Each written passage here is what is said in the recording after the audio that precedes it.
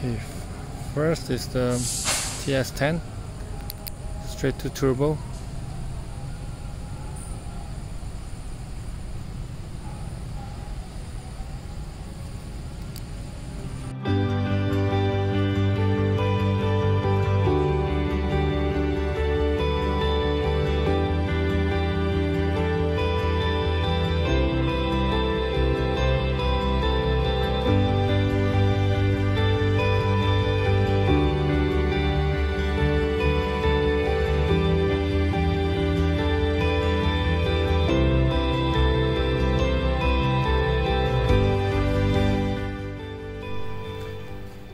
So this is the famous TS10.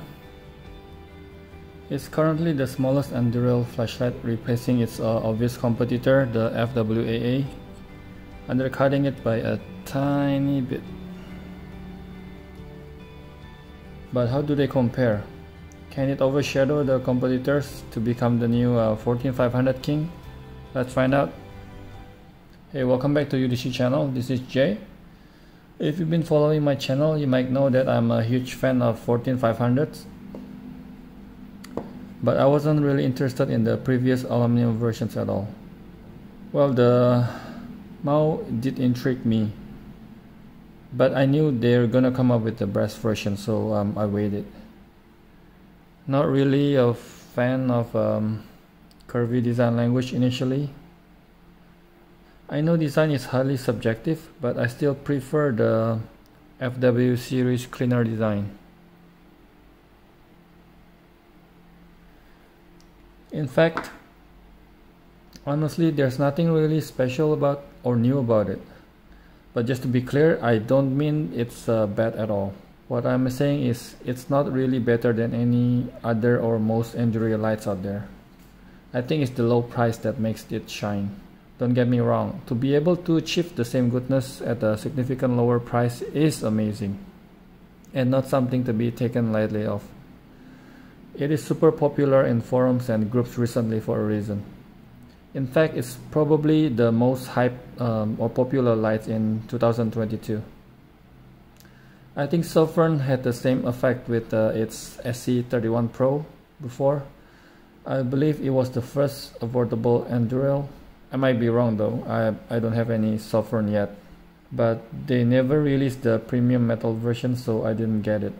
And Wurkkos is a subsidiary or a sister company of Sofern, so I think they are experienced in making affordable end-rail lights. So I passed on all the previous color versions, but this brass version changed my mind. It can really match the FW's beauty now.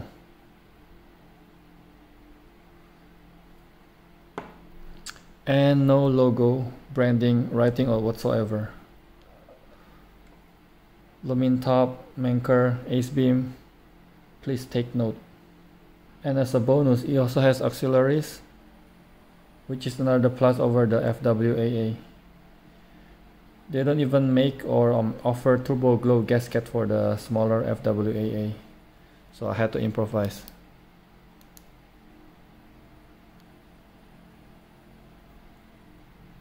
First is the turbo glow gasket from the FW3.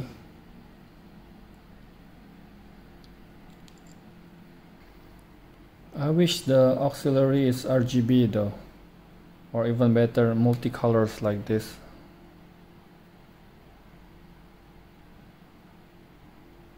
Or even better, multicolor programmable RGB like this.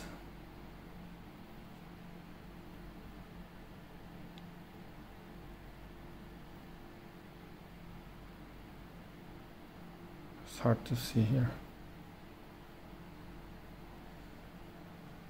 but I guess it's a little too much to ask for this little guy, and it's still better than not at all.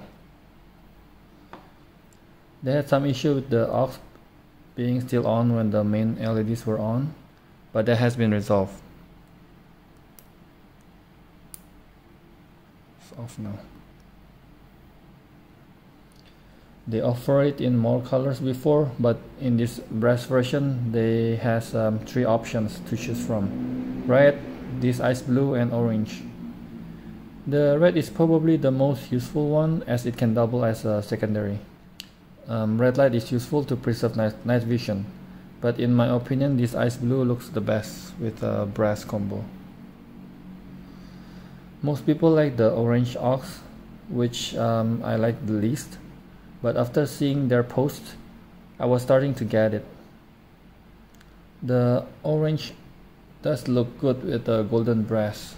I'm gonna use this light as an example since it has RGB and it's also brass.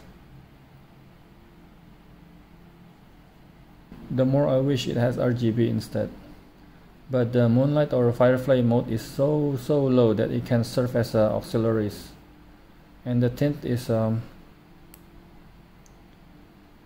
or golden enough to be an orange aux replacement.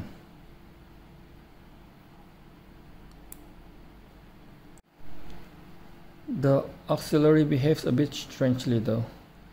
When unscrewing to turn it off, it doesn't turn off right away, but slowly gradually gets dimmer, and if you tighten it, it will turn back on again. But if you wait until it turns off,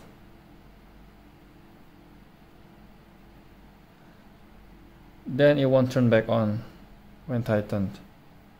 You have to switch on the main LED and switch it off, and the aux will be back on. I don't have similar issue with any other Enduro lights that I have with auxiliaries.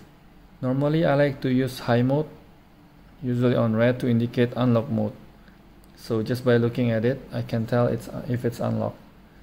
It is especially important on higher power flashlights. And low mode to indicate lockout mode. I just do a hardware lockout by untwisting it a bit to turn the aux completely to avoid parasitic drain. Since this one is only one color and the hardware lockout is a bit strange, so I decided to use aux low when unlock and no aux on lockout mode. The two-level auxiliaries are also nicely spaced. The low is not too bright at night and still visible outdoors, and the high is visible during the day outdoor. The tapered tube is really nice to hold or grip, despite being smooth and kinda slippery with no knurlings at all. It does also have a nice matching brass button. Since it's using Enduro, it has to use an E-switch and inner tube to make contact. I'll talk more about the button later when I compare it with the FWAA. The included clip is not as nice though. I use a Blue Warrior mini clip instead on day one, which looks a whole lot better I think. Button 3 clips also fits nicely. Let me show you the box that it comes with. It has a picture of it, even though not a real size, and still using the regular black aluminum in the picture.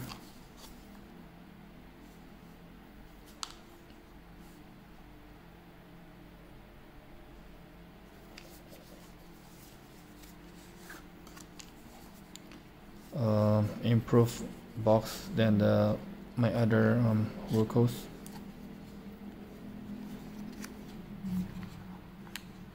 Came in with a diffuser when I bought it during the launch.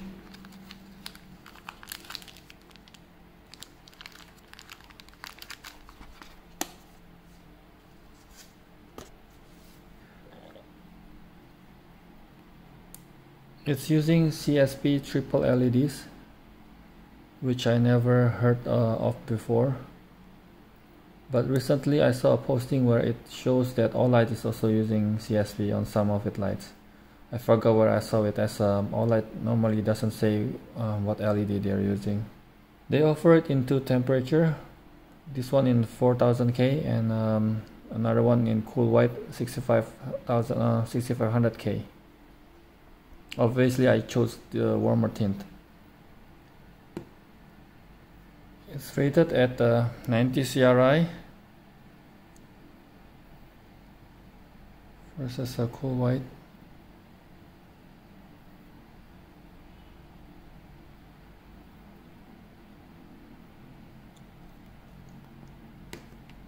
CSP 4000K is surprisingly quite nice, but it can't match with the niches, even when compared with the older 219C. And I meant for the tint, not the maximum output. I do wish they're using 219B or the newest 519A instead. Moonlight is noticeably much lower, like I mentioned before.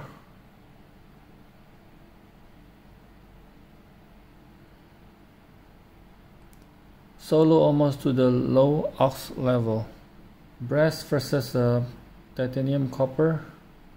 I couldn't really tell the difference in weight, probably because they're so small. Both are about the same size of a large keychain flashlight or a small 16340 light, which I think a smaller size that is still practical, and a nicer size than the super tiny 10180 size battery flashlights. They're kinda too tiny to hold, almost impractical, and with both much lesser output, and their run times are ridiculous. These are still okay to be a main light, while this probably better suitable as a secondary backup emergency light. Both have okay only 2 directional clips, one being clip-in style versus screw-in, and both have metal button. Nice.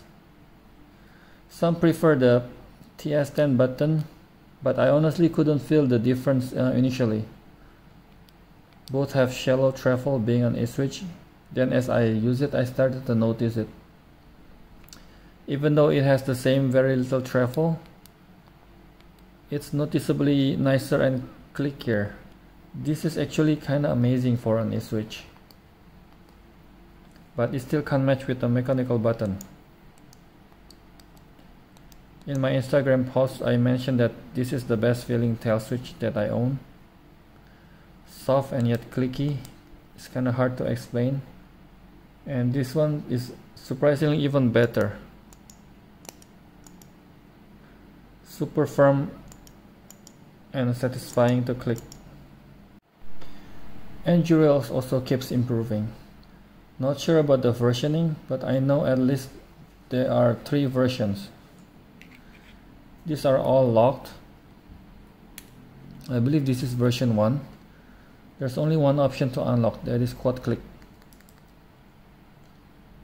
Then you have to click once more to turn on. Then in version 2, it automatically turns on the light when unlocked, which is smart. You most likely want to use the light when unlocking, so it's one less step. It improved even more. I think this is a newer version too. There are 2 options to unlock. Triple clicks for off,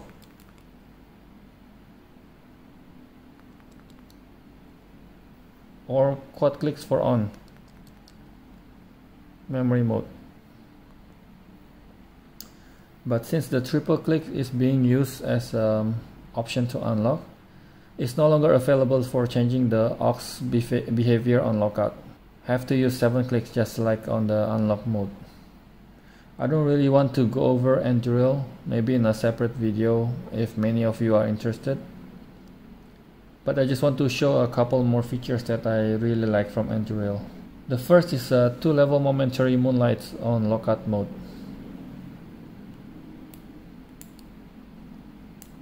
Which are really useful, at least for me.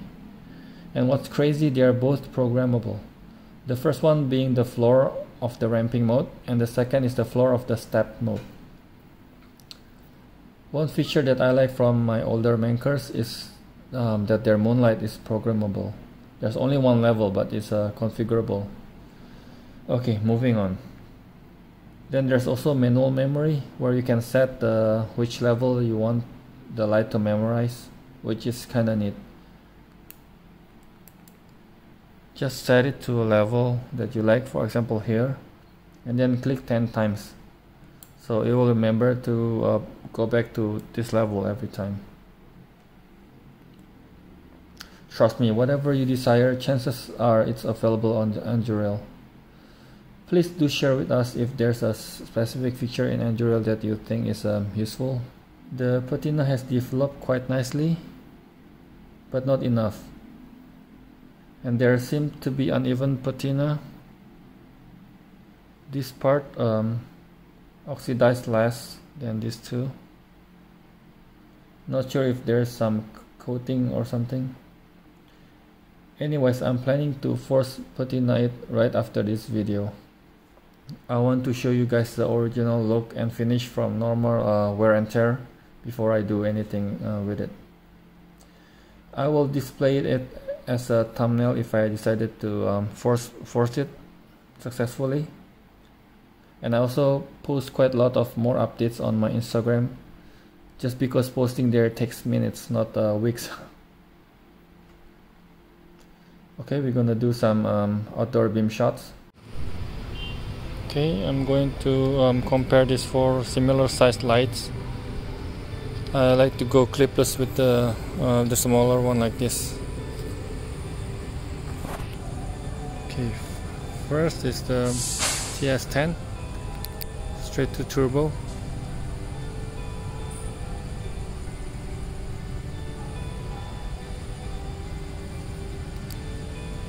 Next up is a FWAA, so straight to turbo.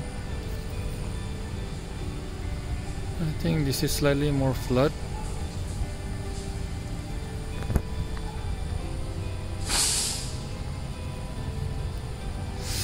Getting warm. Next is the Rovivon. Let's see if the single LED with about 1000 lumens can compete. Straight to turbo. I thought the triple will crush this, but this is quite bright. Maybe it's because of the candela versus throw versus the flood of the triple. Last but not least, the button tree. Also not bad, but more throw than flood.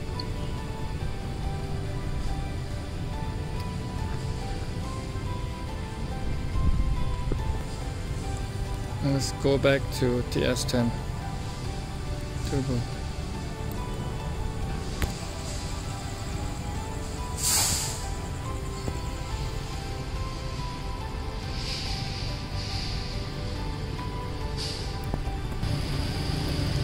W3A. I think this is the floodiest and the brightest.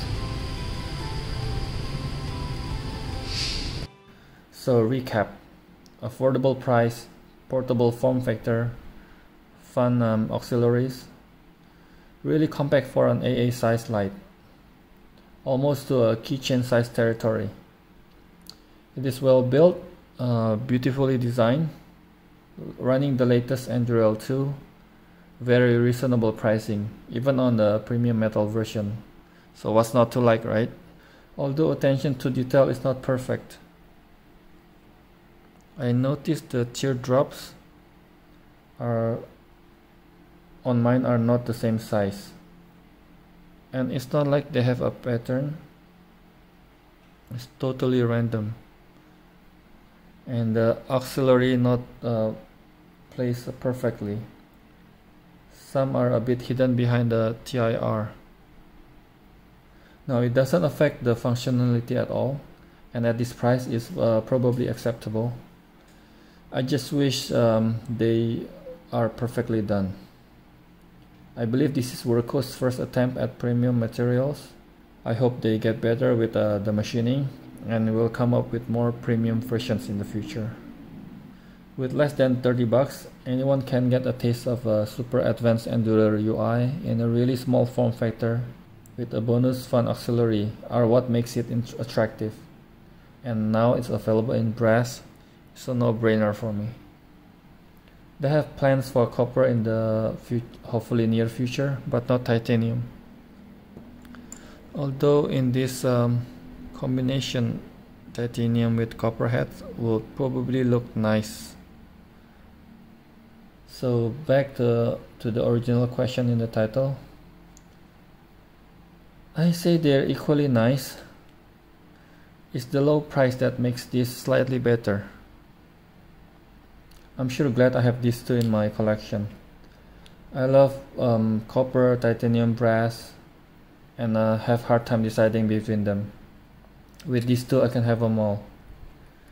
This happens to be only in brass, at least for now, which is the one missing from the FWAA.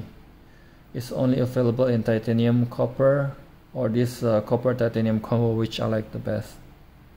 So these two represents all the three different materials that I like and satisfy my craving for premium metals.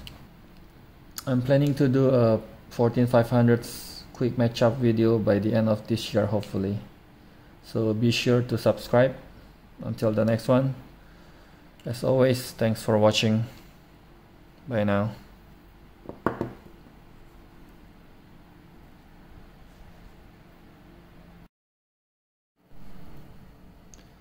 And oh, this also happens. And if you wait a while, then you tighten it, the aux is back on. I'm not sure if this is a result of their trying to fix the auxiliary bugs, but I don't know if anybody knows. Maybe he can tell us in the comment section below.